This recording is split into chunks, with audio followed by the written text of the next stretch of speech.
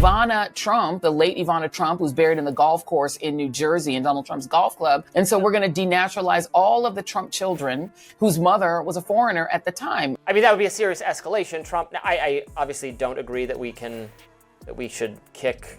I mean, people who commit violent crimes should be imprisoned.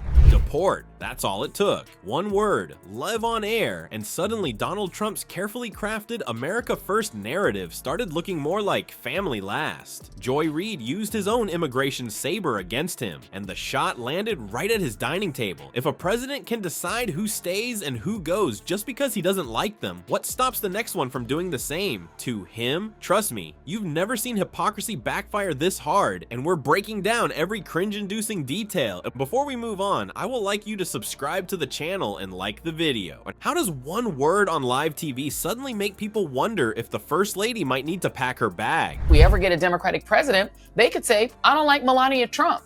She wasn't born here. She was born in Slovenia. She is a naturalized citizen. She's out of here. That's exactly right. And I think that, you're asking for a level of logic from these Republican Congress members that they just don't have. It's turned into a cult party. She wasn't an American citizen, and 3 of her children are Don Jr., Eric, and Ivanka. And maybe the next Democratic president says, you know what, I don't like the Trumps. That's what a lot of viewers were asking after Reid dropped it right in the middle of a segment. This wasn't some accidental slip or a random insult. She said it on purpose, with the full awareness that it would sting in a way few things can. She basically held up a mirror to years of Trump's own speeches and tweets, and the reflection wasn't pretty. For years, Grumpy Trumpy has loved tossing around threats of deportation like it's his favorite party trick. Immigrants accused of breaking the law? Deport. People here on expired visas? Deport. Anyone who doesn't fit his merit-based vision? Deport. He made it sound simple, like pushing a button and watching people vanish. But the irony is that Melania and Barron technically check a lot of boxes on the list he's used against others. Joy pointing that out wasn't just cutting, it forced people to picture Trump's own family being on the receiving end of his hardline policy. People who are American citizens and commit serious crimes,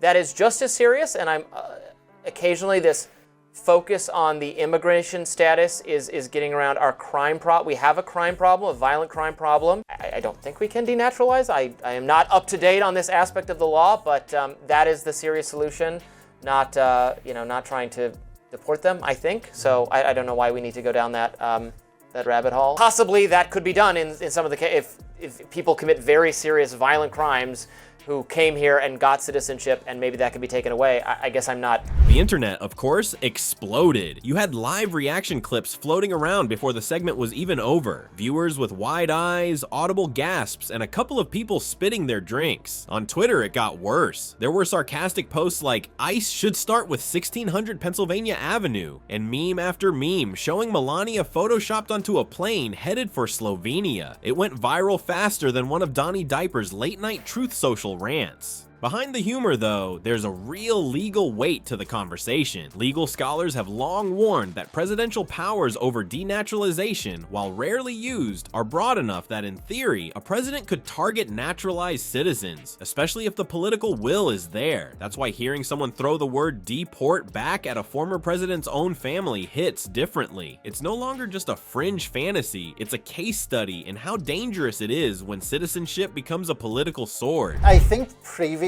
whenever the suggestion was made at all, which was very, very seldom, the idea was if someone was a naturalized citizen and then committed actual treachery, so somebody... Right. We would not send them back to the Soviet Union in this case. We would not send them back to China. We would imprison them. No. Just getting the people out of the country is not necessarily and always the point. Seems to be part of this broader, very, very hard line on immigration.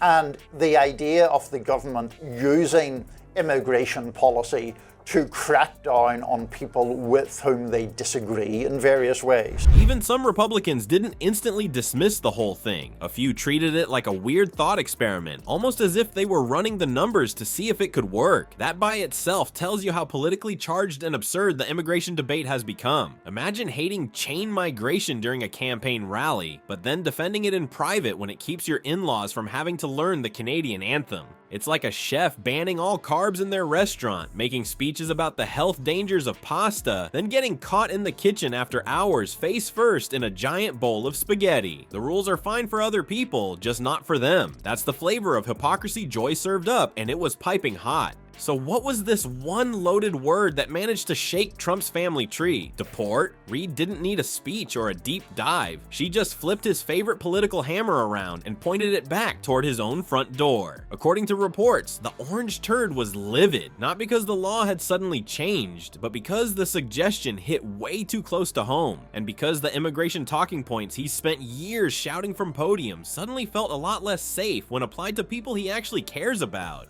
And if one word can cause that kind of chaos, just wait until we pull at the next thread, how the so-called Einstein visa landed in Melania's hands, and why that might be the shakiest part of this immigration glass house. How does a Slovenian swimsuit model end up with a visa meant for Nobel Prize winners? No, that's not a setup for a joke. It's a real question. The EB-1 visa, nicknamed the Einstein visa, isn't some casual green card giveaway you win after filling out a form at the DMV.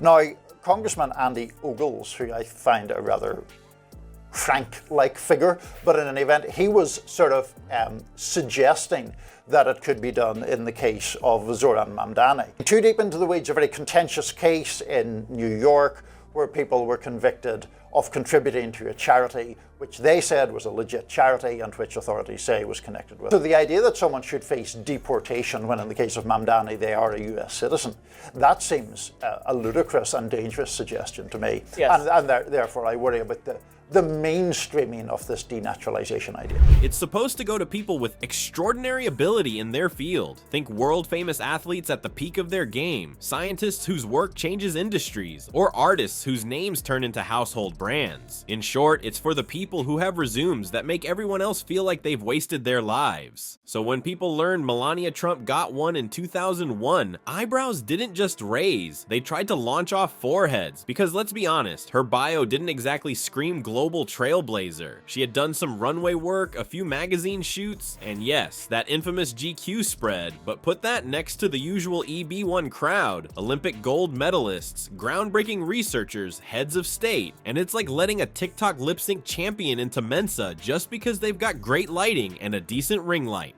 The timeline is pretty straightforward. Melania moved to the US in the mid-90s for modeling gigs, applied for the EB-1 in 2001, married Grumpy Trumpy in 2005, and became a US citizen in 2006. Not long after, her parents scored their green cards, a process likely helped along by the family reunification system Trump has loudly trashed as chain migration. You remember chain migration, right? That's the thing he's yelled about at rallies, promising to slash it so hard you'd think it was personally siphoning money out of his bank account. The contradiction here is so loud, it practically has its own PA system. Trump has been one of the biggest cheerleaders for merit-based immigration, meaning you get in for proven talent, skills, or qualifications that the country needs. Yet somehow, his wife qualified under one of the highest merit tiers there is. Either the EB-1 standards are secretly a lot looser than advertised, or someone in the process saw dating a billionaire real estate mogul as a form of extraordinary ability. It gets even funnier, or sadder, depending how you see it, when you remember that Melania herself once liked a tweet openly questioning her visa qualifications. That's when you know the doubt isn't just coming from the haters. When the supposed beneficiary is publicly engaging with the skepticism, it's safe to say the case isn't exactly airtight.